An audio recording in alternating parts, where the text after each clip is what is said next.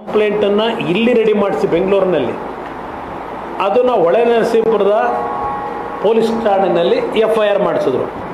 ಗಣಕಯಂತ್ರದ ಮುಖಾಂತರ ಅಲ್ಲಿಗೆ ಕಳಿಸಿ ಕಂಪ್ಲೇಂಟ್ ಕೊಟ್ಟಿದ್ದರೆ ಇದು ಸಂತ್ರಸ್ತರೇನ ಇಲ್ಲಿ ಕೂರಿಸ್ಕೊಂಡು ಇಲ್ಲಿ ಬರೆಸ್ಕೊಂಡು ಮಲ್ಲೇಶ್ವರದಲ್ಲಿ ಇಲ್ಲಿಂದ ಅಲ್ಲಿಗೆ ಕಳಿಸಿದ್ರು. ಇಲ್ಲಿ ನಡೆದಿರ್ತಕ್ಕಂಥ FIR ಅಲ್ಲಿ ಮಾಡಿಸಿದ್ರು. ಮಾಡ್ಕೊಳ್ಳಿ ಸಂತೋಷ. SIT ರಚನೆ ಆಗಿ ಕೊಟ್ಟಿದ್ದೀವಿ ಅಂದಾಗ ಬಹುಶಃ ನಾನು ಭಾಳ ಸಂತೋಷಪಟ್ಟೆ. ಮುಖ್ಯಮಂತ್ರಿಗಳು ಇಷ್ಟೊಂದು ಸ್ಪೀಡಲ್ಲಿ ಈ ತನಿಖೆ ಆದೇಶ ಮಾಡಿ ರಾಜ್ಯದ ಗೌರವವನ್ನು ಯಾವ ಮಟ್ಟಕ್ಕೆ ಉಳಿಸ್ಲಿಕ್ಕೆ ತನಿಖೆಯನ್ನು ಮಾಡಲಿಕ್ಕೆ ಹೊರಟಿದ್ದಾರೆ ಅಂತೇಳಿ. ನಾನು SIT ಕೊಟ್ಟಾಗ ಬ್ರದರ್ಸ್ ಇದು ಸ್ಪೆಷಲ್ ಇನ್ವೆಸ್ಟಿಗೇಷನ್ ಟೀಮ್ ಅಂತಕ್ಕಂಥದ್ದು ನನ್ನ ತಲೆ ಒಳಗೆ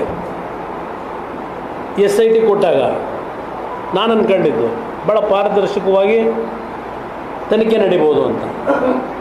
ಆಮೇಲೆ ನನಗೆ ಗೊತ್ತಾಗಿದ್ದು ಇದು ಸ್ಪೆಷಲ್ ಇನ್ವೆಸ್ಟಿಗೇಷನ್ ಟೀಮ್ ಅಲ್ಲ, ಇದು ಒಂದು ಟೀಮು ಸಿದ್ದರಾಮಯ್ಯ ಇನ್ವೆಸ್ಟಿಗೇಷನ್ ಟೀಮು ಅಂತ ಒಂದು, ಮತ್ತೊಂದು ಶಿವಕುಮಾರ್ ಇನ್ವೆಸ್ಟಿಗೇಷನ್ ಟೀಮ್ ಅಂತ ಇನ್ನೊಂದು.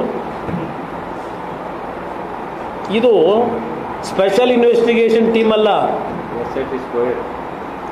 ಎಷ್ಟು ಗಂಟೆಗೆ ನಿಮ್ಮ ಇನ್ವೆಸ್ಟಿಗೇಷನ್ ಟೀಮ್ ಮಾಡ್ಕೊಂಡಿದ್ದೀರಲ್ಲ, ನಿಮ್ಮ ಮುಖ್ಯಮಂತ್ರಿಗಳು ಯಾವನೋ ಒಬ್ಬನ ಕರೆದು ಒಳ್ಳೆ ಲಿಸ್ಟ್ ನನ್ನ ಕಡೆ ಒಂದು ಕೊಡು ಅಂತ ಕೇಳಿದ್ರು. ಒಬ್ಬ ಅಧಿಕಾರಿ ಕರೆದು ಇವರು ಇನ್ನೊಂದು ಕಡೆ ಶುರು ಮಾಡಿದ್ರು. ಶಿವಕುಮಾರ್ ಇನ್ವೆಸ್ಟಿಗೇಷನ್ ಟೀಮು ಇವ್ರದ್ದು ಪ್ರತಿನಿತ್ಯ ಕಾನ್ವರ್ಸೇಷನ್ಗಳವಲ್ಲ, ಮನೆ ಕರೆಸಿ ಮಾತಾಡ್ತಾ ಇರೋದು ಬೇರೆ ಇಟ್ಕೊಳ್ಳಿ, ಕಾನ್ವರ್ಸೇಷನ್ ನಡೀತಾವಲ್ಲ ಫೋನ್ ಟ್ಯಾಪ್ ಇದರಲ್ಲಿ ಅವೆಲ್ಲ ಇವತ್ತು ಹೊರಗೆ ಬರಬೇಕು. ಇವೆಲ್ಲ ಕಾಲ್ ರೆಕಾರ್ಡಿಂಗ್ ಅವೆಲ್ಲ ಯಾರ್ಯಾರು ಎಷ್ಟು ಗಂಟೆ ಟೈಮಲ್ಲಿ ಯಾರ್ಯಾರು ಮಾತಾಡ್ಕೊಂಡ್ರು ಇದು ಇವತ್ತು ಹೊರಗೆ ಬರಬೇಕು. ನಾನು ಈಗಲೂ ಹೇಳ್ತಾ ಇದ್ದೇನೆ, ಈ ಕ್ಷಣದವರೆಗೆ ಪ್ರಜ್ವಲ್ ಅವರು ಇದರಲ್ಲಿ ಭಾಗಿಯಾಗಿದ್ದಾರೆ ಅಂತಕ್ಕಂಥದ್ದು ಇವತ್ತು ಮಾಧ್ಯಮದಲ್ಲಿ ದೊಡ್ಡ ರೀತಿಯಲ್ಲಿ ಪ್ರಚಾರಗಳು ಇದೆ. ನಾನು ಅದಕ್ಕೆ ವಿಷಯಕ್ಕೆ ನಾನು ಅಡಚಣೆ ಮಾಡಲ್ಲ, ನಾನು ಪ್ರಜ್ವಲ್ ರೇವಣ್ಣ ಅವರನ್ನು ವಹಿಸ್ಕೊಳ್ಳಲ್ಲ. ತನಿಖೆ ಪಾರದರ್ಶಕವಾಗಿ ಮಾಡಿ, ಅದ್ರಲ್ಲಿ ನನ್ನ ಎರಡನೇ ಮಾತಿಲ್ಲ. ಇಲ್ಲಿ ಪ್ರಶ್ನೆ, ಈ ತನಿಖೆ ಯಾವ ರೀತಿ ಹೋಗ್ತಾ ಇದೆ ಇದು ಮುಖ್ಯ.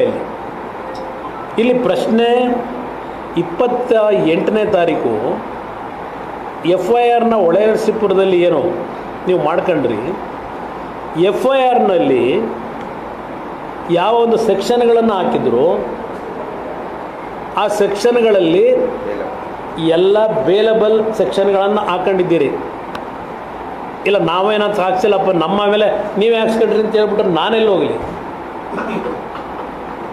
ನಿಮ್ಮ ಸ್ಪೆಷಲ್ ಇನ್ವೆಸ್ಟಿಗೇಷನ್ ಟೀಮು ಸಿದ್ದರಾಮಯ್ಯನವ್ರದ್ದೊಂದು ಶಿವಕುಮಾರ್ದೊಂದು ಇಬ್ಬರು ಭಾಳ ನಿಮ್ಮ ನೇತೃತ್ವದಲ್ಲೇ ಮಾಡ್ಕೊಂಡಿದ್ದೀರಿ.